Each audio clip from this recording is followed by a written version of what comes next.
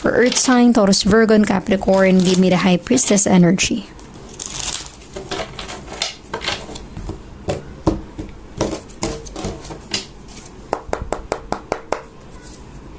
You have the Five of Wands, a fire sign.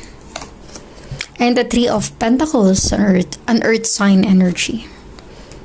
Para sa ibang earth sign, Taurus, Virgo, and Capricorn, tingin ko, this is a relationship situation.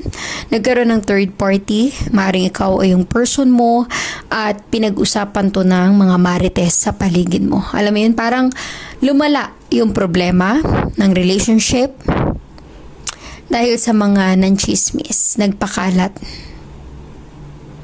Posible rin para sa ibang earth sign, isa sa mga friend mo yung nang betray sa'yo.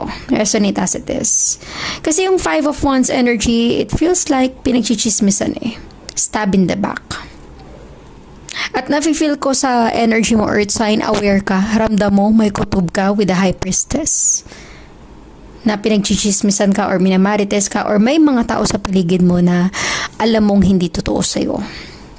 Alam mo yun, parang maganda yung pakikitungo nila pag nandyan ka, nakaharap ka, pero pag nakatalikod ka kung ano-ano ng mga sinasabi nila about sa earth sign. Taurus, Virgo, and Capricorn. Okay? Sa panahon ngayon, mahirap nang magtiwala.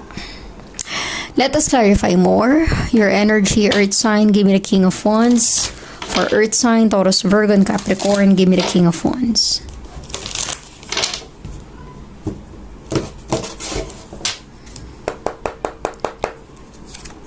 You have the Magician.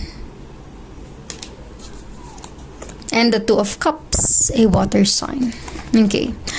So, earth sign, Taurus, Virgo, and Capricorn, sabi ko sa iyo, ang energy na ito is posibleng, mostly, relationship situation, relationship sa relasyon mo, earth sign. Para bang merong demanding sa relasyon nyo. Dati okay pa eh, Two of Cups. Nagkakaintindihan, nagkakaunawaan, give and take, hanggang sa tumagal kayo, lumala ang problema. Lumala yung ugali ng isa sa inyo, earth sign, Taurus, Virgo, and Capricorn. Meron ng very manipulative, alam mo yun, very controlling, or somehow, earth sign, merong nasasakal na sa relasyon. Hindi na masaya. Again, resonate as it is, posibleng energy mo ito or energy ng taong involved sa'yo. Pero yung nakikita ko dito, earth sign, isa ito sa naging problema. Kaya nagkaroon ng third party dahil hindi na masaya. Isa sa inyo